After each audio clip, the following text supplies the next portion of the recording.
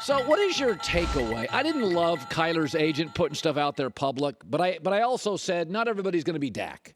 You're going to get Aaron Rodgers. You're going to get Kyler Murray. You know, some guys are more dramatic, whatever. Not everybody's Dak, or, you know, they're going to play through a negotiation. So what do you make of the whole Kyler public Instagram? How's it land for you? I'm okay with it. And by the way, Colin, I'm going to start a new negotiation with The Ringer by taking The Ringer out of my handle, deleting all of the social media that references it, and just see how it goes. See if somebody wants to give me $30 million in the minute I take my team name out of my Instagram handle. But no, I think this is the modern negotiation for a guy who's on a rookie contract. There is probably no bigger disparity in sports right now than what you make as a fourth-year, first-round quarterback, Colin, and what you make as a top-tier, sixth-year guy when you're making $40 to $50 million.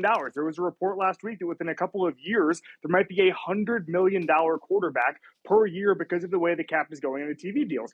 I think Kyler Murray is going to be due, I think, 5 this year, and then his fifth-year option kicks in, and he starts making what I would consider veteran starter money for elite quarterbacks. But this is how you have to operate now if you want to change the timeline. I think the Cardinals were going to take a more patient approach to this thing. Kyler doesn't want that. As you said earlier, I mean, quarterbacks, they need to maximize their revenue as soon as they can. I mean, Lamar Jackson seems to want to get to free agency. We'll see how that goes. But most quarterbacks want the financial security of having a $40 to $45 million deal, which is the going rate for a top starter. I'm okay with this sort of urgency to reset the timeline as Kyler is doing right now. Okay.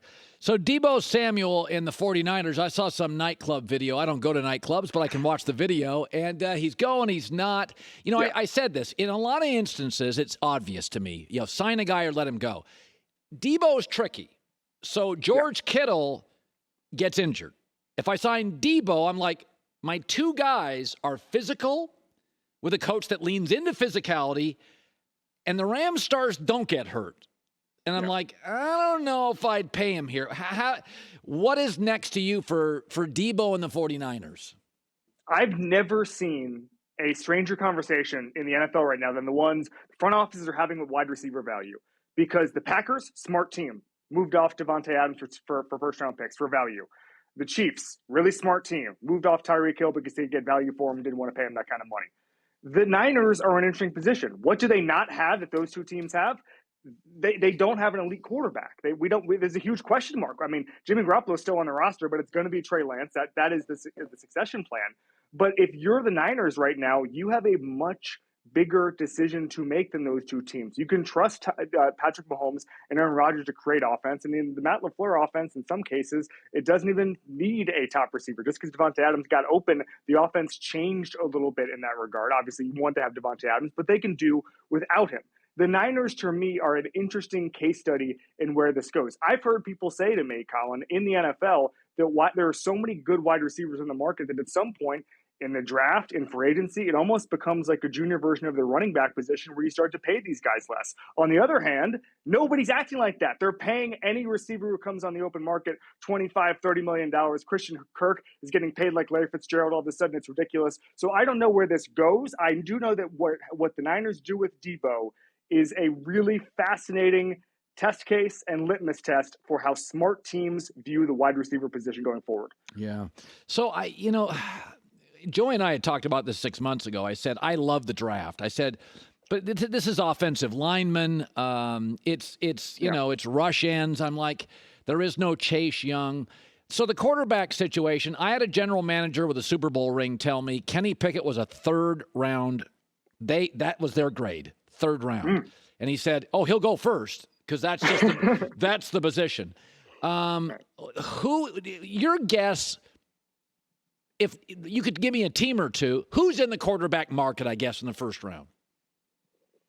I mean, at this rate, the Panthers would be in the mix there, potentially the Falcons, depending on what they wanted to do.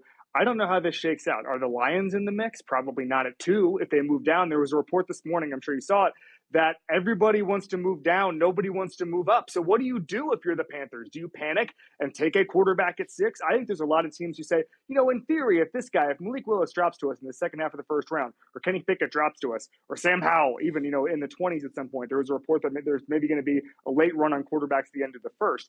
I think there's a situation like that. The problem is moving backwards in this draft is going to be really hard to do. If the Jaguars could have done it, they would. Nobody wants to move up in this draft. So I think there's some sort of abstract quarterback market that hasn't fully developed. We'll see how that shakes out. But I think that it's going to be incredibly unpredictable from that perspective because I don't think anyone knows. I think if the Panthers can't move back, then yes, they might overdraft a quarterback by 20 spots at 6 because they have to, because they can't get anything close to value for the 6th pick. It would be embarrassing to drop back. So I think that's a thing to watch. What happens if you want to take a quarterback in the mid-teens, but you can't because you can't even get in the mid-teens?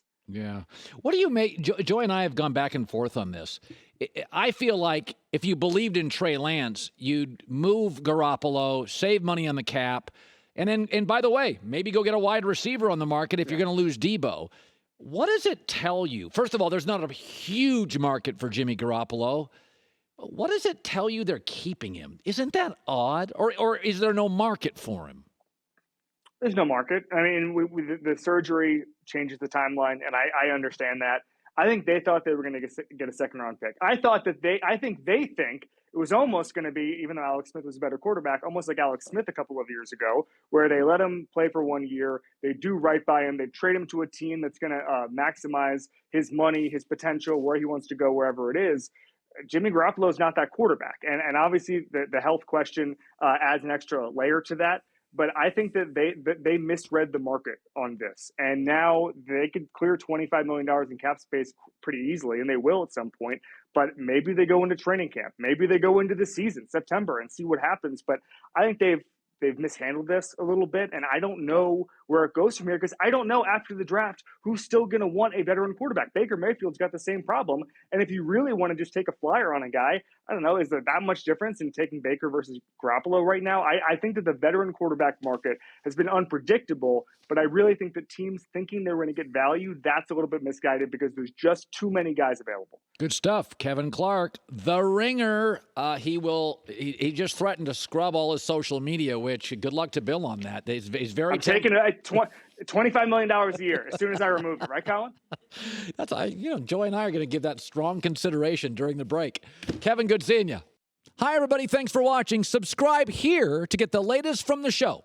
Also, be sure to check out more of the best clips from The Herd or go watch a few segments from other shows on FS1.